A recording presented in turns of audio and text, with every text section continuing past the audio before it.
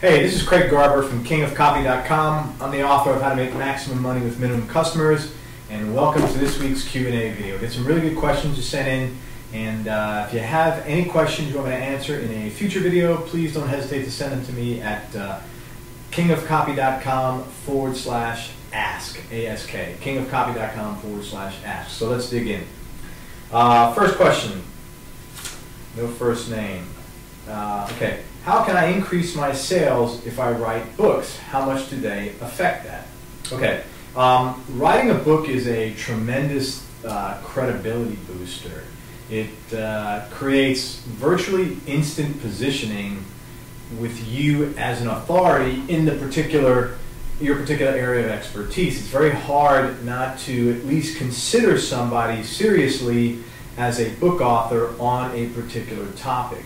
Also, imagine, I don't know what kind of sales you're in, the person doesn't say, but imagine, somebody solicits you or makes a query to you, and as a follow-up, you send them a copy of your book and a note, a signed copy of your book and a note, as opposed to what everybody else is sending them, which is a business card and a couple of brochures.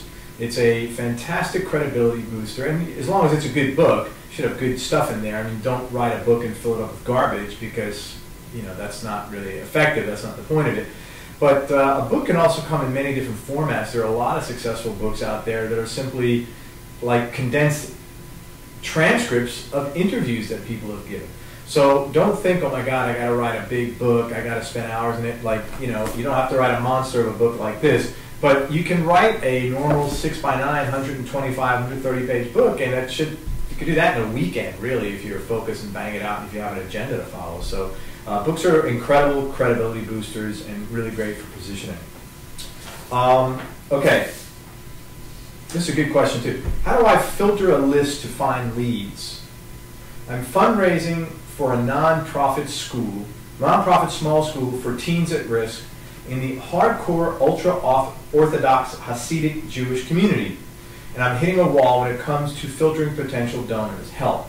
Okay, the thing with list selection is you want to find people that have done a similar thing or bought a similar product, because those are the people who are most likely to do that again. Okay? So if you want to find donors, you have to look for donors lists. You don't necessarily send a list out into the local community, which might be your knee-jerk reaction, because living in an area is not necessarily commensurate or congruent with necessarily wanting to donate to a cause in the area. What's more focused is people who have already shown proof that they support those causes. So you want to buy donors list for people who have donated to ultra-Orthodox Jewish causes or teens at risk. And if you can get them in your area, great, but that doesn't necessarily have to be a local cause. Very few people send away donations for causes around the corner, so maybe that's also what you're thinking about. The three things you want to look for in a list, any kind of list, whether you're selling, whether you're looking to get donations or whether you're selling jewelry, is recency, frequency, and cost. So let me explain that for a minute. Recency means how recent did the person make the purchase or do that action. The more recent, the more likely they are to continue doing those things.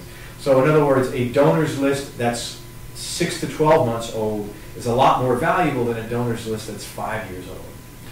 Frequency means how often, and you can't always get frequency, how often do these people do it? If you get a list of people that make monthly contributions, obviously that's a lot better than a list of people that made a one-time drop. And then lastly is dollar value. If you are looking to sell products or get donations of $100, try to get a list where the average donation was $100 or the minimum donation was $100. Getting a list where the minimum donation was $30, it's going to be a little bit more of a challenge. Doesn't mean that there's not good buyers on there, but you always want to do in marketing is a game of odds. And what you want to do is raise the odds as much as possible. And you do that by doing the things and picking those choices that are most likely to happen. Okay?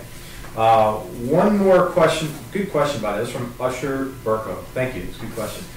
Last question. Before I get to this question, I got to tell you something that happened in the gym today. So I go to the gym this morning, And I meet this guy there. I've seen him around the gym a couple times. He started talking to me and my workout partner. Massive. The guy is 6'2", 275, right? So he starts talking to us, and he tells us that he lost 40 pounds recently because he went to his, and he's backed off of lifting so hard. Because he went to his doctor, I guess, X amount of months ago before he lost the 40 pounds, and his doctor told him that you shouldn't have so much muscle, that he'd rather he be 315 pounds of fat than 315 pounds of muscle. And as he explained it like this, with his hands, just blood flows through fat around to your body much easier than it does through muscle. And I'm so jaded to stupidity that I didn't even say anything to the guy. I just nod my head. I don't have the time to sort of like, walk the guy through that in conversation. But I was astounded that a doctor actually said that. Now look, there's dozens of dumb people in every profession. But for a doctor to suggest somebody that they're better off being fat than muscle, and for the reason that the blood flows through, if anybody watching this video can find some support of that, please let me know, and I'm the dummy. But anyway, nothing surprises me. Anyway, on to our last question from Dave. It says, another good question. I couldn't believe that when he told me this. How do you figure out what content is free and what content is paid? I've heard the idea that you show them what to do but not how to do it. What do you do? Okay, so listen, first of all, if you are in a consulting type of business or any information you're providing, I don't necessarily subscribe to that, because if all you're telling people is like ideas and you're not showing any kind of implementation, here's how to cut through the problem, here's what you do, I don't think that's going to really resonate well, especially in today's day and age where anybody can go online and find literally thousands of other people that do what you do that are sharing good information. The truth is, you aren't really going to tease somebody into working with you. Sure, in a sales letter you can provoke curiosity, you can create mystery and have people want to buy that product. But as to providing content, give people good stuff that they like. Because whether if you don't give them good stuff and you're just telling them superfluous crap, they're not going to do anything with you, they're not going to buy anything from you anyway. And even if you are giving them good stuff, there comes a point in time where they say, listen, I need some help with this, some more help, and I need your guidance, or I need to buy one of your products, or I need to buy one of your services. And they'll buy it simply because they want more. It's like if I wanted to learn how to, fix my roof. I can go online and read roofing tips and roofing repairs, but can I really put that all together? It's not my area of expertise. People work with you because you've got a specific area of expertise, not because, okay, they'll give you a shot.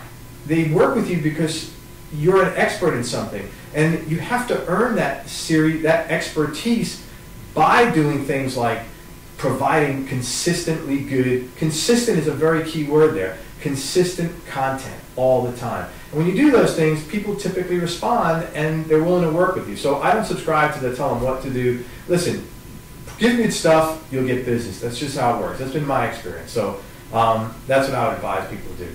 Anyway, some really good questions. If you have more questions for next week, send them in to me at kingofcopy.com/ask. If you want to get your hands on how to make maximum money with minimum customers, go to kingofcopy.com/max, or you can go to Maximum Money Secrets, and I will speak to you next week. Send me your questions. I'm looking forward to hearing from you. See you later.